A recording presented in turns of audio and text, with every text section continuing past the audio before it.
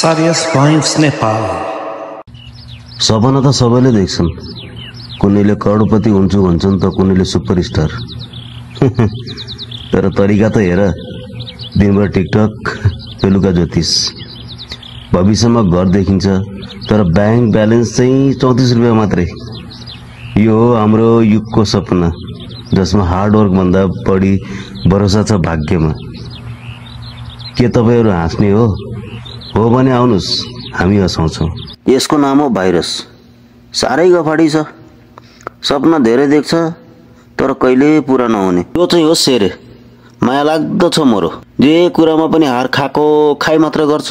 यो चाहिँ काइला, साह्रै अल्छी, भात खान पनि अल्छी लाग्यो भनेर पानी पिएर सुत्छ, तर अलिक फिलोसोफर। अनि यो किस्ने, प्र्याक्टिकल तर लास्टै अभागी।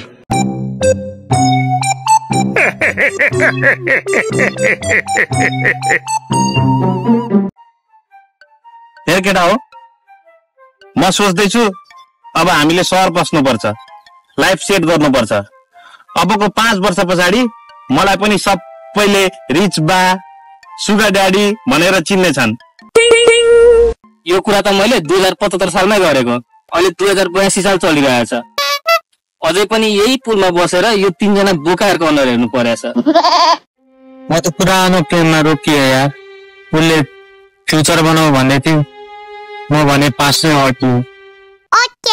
तिमीहरूको फ्युचर त सपना एफएममा आउँछ, हाम्रो जस्तो किस्मत त लौरो पनि उल्टो हुन्छ। मेरो त एउटा प्लान छ यार, खाडी जाने, पैसा कमाउने अनि एउटा पुरानो स्कुलमा एसी जोडिदिने। एसी त ठिकै हो यार, तर तेरो प्लान त टिसी जस्तो लाग्यो, चार्जै छैन। साथी हो, मैले त अस्ट्रेलिया एप्लाई गरेँ, आइल्समा 6.5 जिपी आयो। खुसी भयो, सबैलाई लड्डु बार्यो, तर एमएसीमा गएर रिजेक्सन। तेरो त केही पनि होइन यार, म त प्लेन चढ्न भनेर एयरपोर्ट गएको, गलत डेटको टिकट परेछ। हामी त फ्लाइटको मान्छे होइन नि भाइ, फ्लाइटको मान्छे हो, फ्लाइटका। बाबुबाजेले सबै खेत बेचेर पढाए, म भने थुक्क। अब युट्युबमा एउटा ब्लग खोल्ने विचारमा छु, दुःख डायरी। तेरो दुःख डायरी सुन्दा त आँखामा आँसु नै आयो यार। म नि ब्रोकन लभ स्टोरी भनेर बनाउँछु। यत्रो जनाको दुःखको कुरा सुन्दा त मलाई यो पुल नै कतिको पुल जस्तो लाग्न थाल्यो। सपना त देख्नै पर्छ यार, नभए बाँच्नुको के मजा। तर हाम्रो सपना पुरा हुँदैन भन्ने ग्यारेन्टी त युनिभर्सले नै लेखेर हामीलाई दिएछ। भोलिदेखि त म मेडिटेसन गर्छु, पोजिटिभ एनर्जी ल्याउँछु।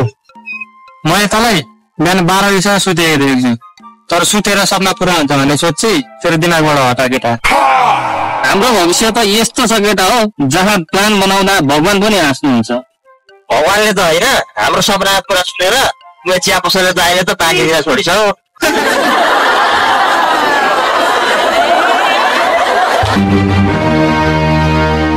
यत्रो ठुल्ठुलो सपनाहरूको कुरा गर्ने केटाहरूले जब एउटा पुलको सरसफाई गर्न पनि सक्दैनन्,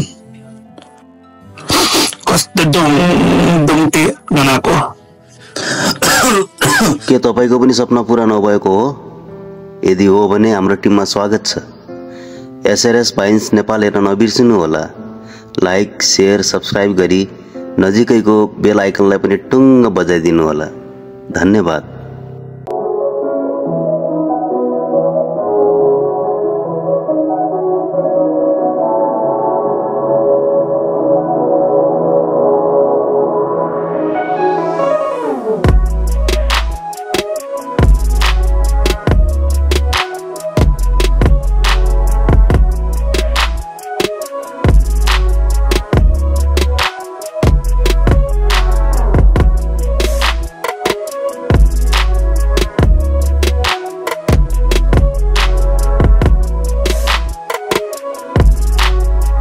Thanks for watching. Please subscribe. Subscribe to my channel.